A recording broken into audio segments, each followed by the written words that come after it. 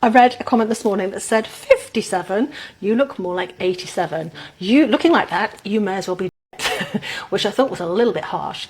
But anyway, the thing is, I have just set myself as free and I love my silver hair. It was a battle I was never going to win. My hair was coming through silver. Of course, if I have silver hair, people are telling me I'd look 10 years older, 20 years older. But of course, if I dyed my hair, people would say, oh, that's too harsh, that's too fake. If I set my wrinkles free and I embrace my aging, then I've given up and I've let myself go. If I have tweakments and treatments and Botox and fillers and facelifts, then I'm trying way too hard. I'm fake and I'm mutton dressed as lamb. The thing is, you don't have to please anyone else. You just have to please yourself. I feel 30 years younger and that's all that's important to me.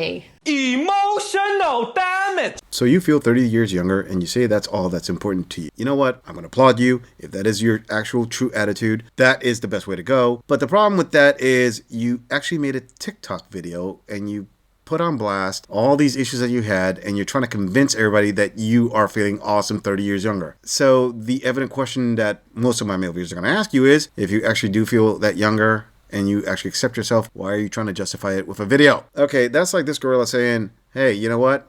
I feel great with all this hair on me. I actually feel less hairy, and that's what's important to me. So all of you understand, that is exactly what's important to me. Is everybody clear on that? You see how that comes across as, yeah, right? So I guess the only thing I have to say about your supposed feelings about your silver hair and extra wrinkles is, yeah, right, sister. And maybe you could tag team that with saying how absolutely awesome the menopause experience was for you, step by step. Before we move on, I want to bring attention that 70% of my viewers are not subscribed to my channel. Come on, fam. You've seen my logo on other channels, and you're already here. Please hit that subscribe button and support the channel. It really helps out. Moving on.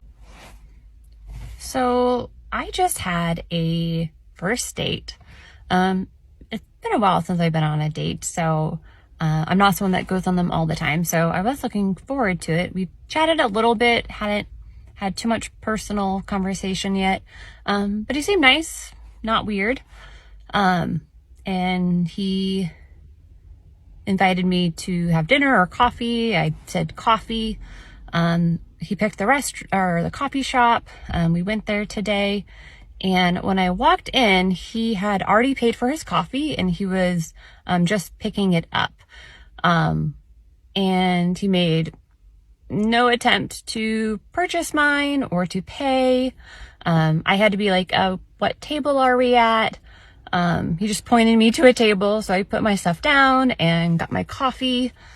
And I'm perfectly capable of purchasing my own coffee. Certainly I did.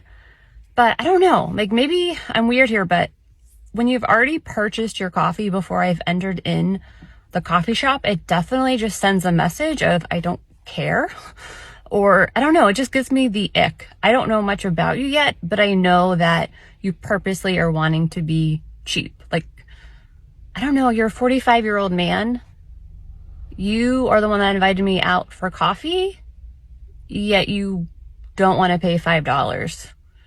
I don't know, it just felt, I don't know, it gave me an ick. And I don't know, ladies, if I am the only one. Let me know.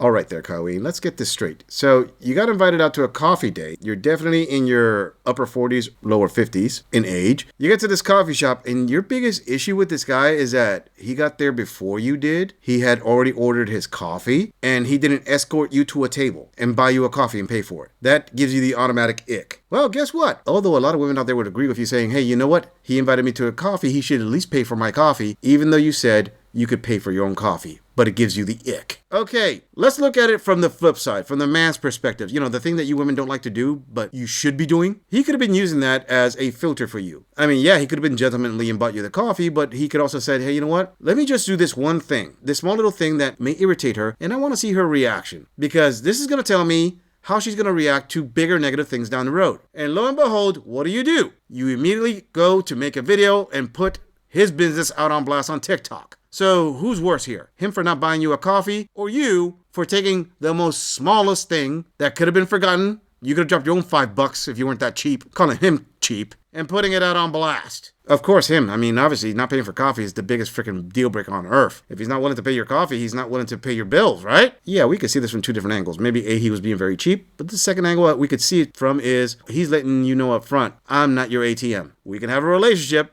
We can build up to a certain point, but from day one, I'm not bankrolling you. I mean, you're saying you're getting ick vibes from him. You know what kind of vibes you're giving off? Me, spend on me vibes. Not the best kind of vibes to be putting off, especially when your competition is leagues above you in both actual skincare and online filter quality. Moving on. You know, one of the hardest things right now for me in my marriage and trying to realign my thinking about possibly getting a divorce or getting a divorce is how I keep looking to this relationship to do something that it's never done.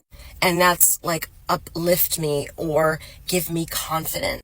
I have been at my least as a human being in this marriage. I am like the least person. I have the least energy, the least hope, the least happiness, the least intelligence. Like I've not been at my best at all in this. But I keep looking at the relationship and the marriage, hoping and thinking something's going to happen differently or something's going to be said or there's going to be some huge revelation. And now it's going to give me what I always needed. I know, especially from the work I'm doing in therapy, that I've got to give that to myself. I've just never done it before. Or when I did it, it was so long ago, I can barely remember. This is one of the most worst consequences of being in a bad marriage and a bad relationship because it takes away from you. Even if you had something good or good things going for you before you got married and you thought, well, this marriage is going to build on that. It's going to build on all the positive, great things in my life and my life is going to be better. What it does, at least in my case, is it took away so many good things that I had, my confidence, my sense of self, my even hope for the future. It took away so many things. And now I'm trying to build that back up. And I'm having the hardest time doing it because I depended on the relationship so much to do it for me. That's really where I'm at right now. That's honest, transparency, open. That's where I'm at. It's a bad place. I'm working so hard to get out of it. But oh my gosh, it's a struggle. No. OMG, Chloe. Seriously, you're saying that marriage is a struggle? As in, it's hard work? It's not a gravy train? Who would have thought that? So let me get this straight. You are actually going on TikTok and saying a bunch of stuff that I really don't want to repeat most of it, but I'm going to wrap this up very quickly by saying all you really are doing with this video that you put out is that you're putting out more proof that TikTok is used as a therapy alternative when you want to be in an echo chamber. You said it yourself that your therapist said that you have to give it to yourself, as in your happiness within your marriage. But you admitted that you never did it or you did it so long ago you don't even remember. So in other words, you're not doing what you're supposed to do. And you're saying, OMG, you lost a lot of stuff before your marriage and you feel lost and you thought that the relationship was going to do it for you. Guess what? Relationships are not supposed to make things super easy for you. They're supposed to be a team effort. What? Because you join a team, that means that you're automatically going to get a championship? No! It means you're all going to work together to get that championship. And you've been married long enough, an assumption that you may have children. Now you have more team members that are counting on you to make this work. And you're saying that you're contemplating a divorce because it's too tough to stay in. Let me point out that most of my male viewers are going to ask this question. Do you think that your husband has it easy right now? Do you think that it's only tough for you and not tough for him? And if you're going to use this as an excuse as to, well, since it's tough for both of us, it's best to get divorced. Here's one key thing that you're not thinking about. He knows it's tough, and he's willing to sacrifice the toughness to stick it out for you, and more importantly, your children. You're thinking, oh, well, you know, I'm not happy because this is too hard. You never expected relationships to be this hard. You're contemplating divorce even though you're not following what your therapist said, but somehow TikTok is going to give you the magic answer as to get divorced. And I'm pretty sure there are plenty of single women out there with cats and box wine raising up a glass to you saying, yes, sister, come join us in the Hive Single Mind. Things are awesome over here. Join the dark side of the force. We have cookies, cats, and casserole, along with our book clubs and loads of misery we could just share out with the rest of you. But you know what, Corinne? You do what many women have done before you. You think about you. You think about putting in for a divorce. You think about how greener the grass is going to be on the other side, and ignore the fact that half or more than half of you women who put in for divorce regret it, especially if they're not in an abusive relationship. Once you get out there and you decide you're going to get back on the carousel, thinking that you're going to find your soulmate, the guy who's going to make everything perfect for you, but all you're really going to do is going to rack up more mileage in a Transit City bus with Chad and Tyrone laying that pipe super heavy with that power jackhammer 3000 they're going to hit you with. Oh no, I'm not happy with this. What did I do? This isn't fair. Why am I being held accountable to my own decisions? And the answer is very simple, because you're strong, independent, and you got this. Moving on. So 80 to 90% of all divorces are women leaving men. Unpack that for us.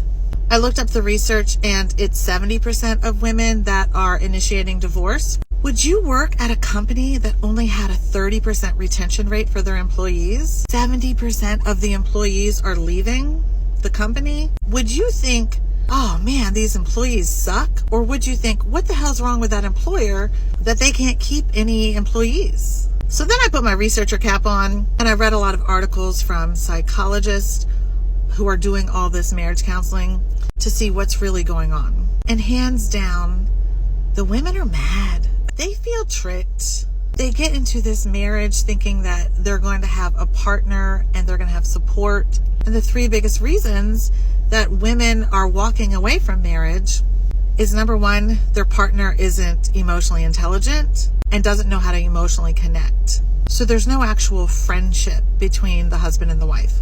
Number two, the women are carrying all of the mental load and emotional labor for the entire family, and it's exhausting. And number three, they're just not accepting abuse anymore. And abuse is defined as someone who tries to control you, manipulate you, or neglect you.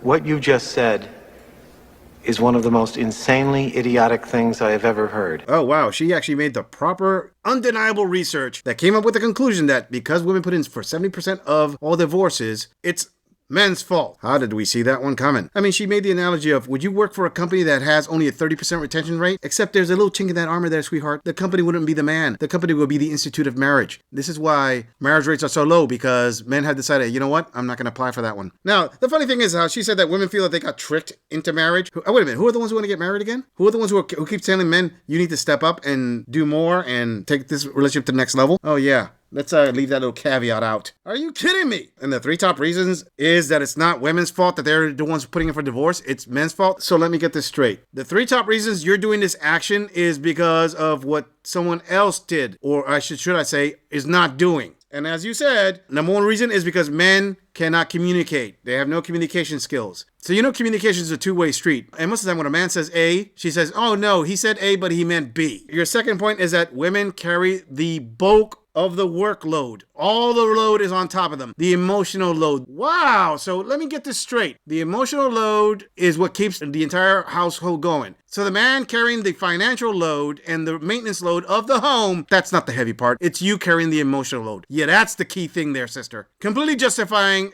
a divorce, which is going to make a woman's life so much easier, right? I mean, statistically speaking, on average, when women get divorced, their lifestyle goes down 27%. Oh, but let's not forget my favorite. The third reason, abuse that is defined by controlling you, and a couple other caveats. Okay, so let me get this straight. You're married, and if he tells you don't spend money here, don't do this, don't do that, that's detrimental to the marriage, he's controlling you. Got it. So him setting up boundaries is a huge issue with you, because you want to be married, you want to get all the benefits of it, but none of the sacrifice to it. Oh, sister, that is so bittersweet. That's like saying that it's the bank's fault that you went broke because they gave you a debit card for you to spend on all the shopping that you did. But I want to hear the rest of the nuggets of wisdom this decade's plus post-walk Halloween has to put out.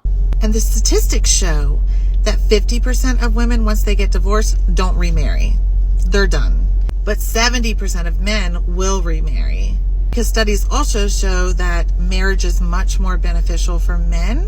They live longer and they're able to make more money in their jobs because someone's holding things down at the home fort. And marriage is not beneficial for women and tend to rely on women to do all of the household labor, to do all of the mental load of making doctor's appointments, purchasing the things for the house, doing the cooking, the cleaning, and that the women are carrying the emotional labor as well. Meaning they're always trying to initiate connection and help regulate everybody's emotions better.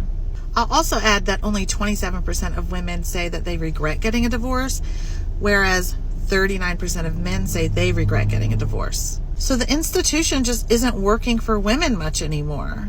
And so much of that has to do with the fact that men are struggling to regulate their emotions, to be emotionally intelligent, and to know how to emotionally connect with a woman, especially around the area of having empathy. So that's my interpretation of the statistics. What's yours?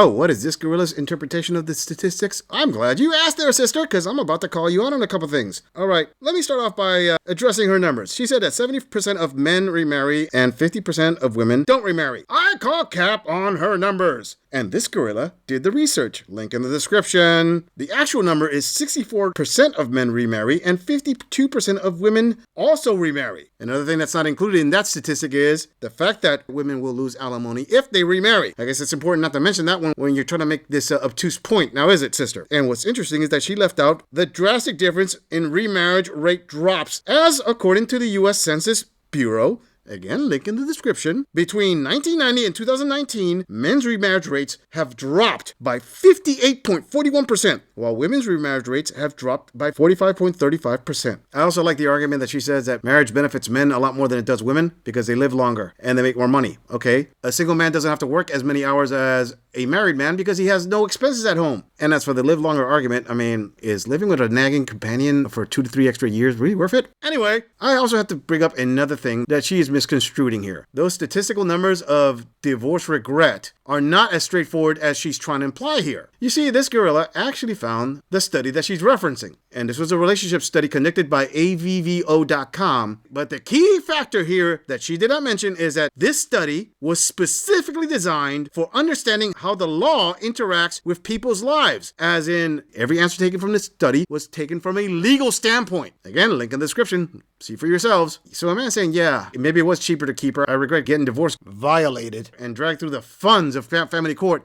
may have influenced that one, rather than, oh, where in the study it doesn't say it was based on emotion. But it's fine when you could cherry pick some different kind of studies and articles and you think that, hey, your friendly neighborhood gorilla is not going to piece this together and call me out on it. Nah, not possible. My final take on the studies is, even though there's still a massive amount of blue pill beta simps out there, it's very clear that every year that number keeps on shrinking, and it'll continue to shrink until the laws in the West, or at least in the US, change to reflect modern times. But that's the thing about the queens like this one. They'll love to point out how awesome women are in the relationships, but she'll be the first one to freak out the moment laws become truly equal in the family court system. I'm pretty sure she freaked out when a lot of states started getting rid of permanent alimony. Now that's a lot of damage! I'm just saying, if you enjoy this audit, click on the video in the end screen for more content. If you would like to support the channel, please follow the link in the description to donate to our beer fund, or like, subscribe, and share this video on other social media platforms. If you agree or disagree with anything about this audit, please let us know in the comments. I'm going to leave this audit right here. I'll see all of you in the next episode.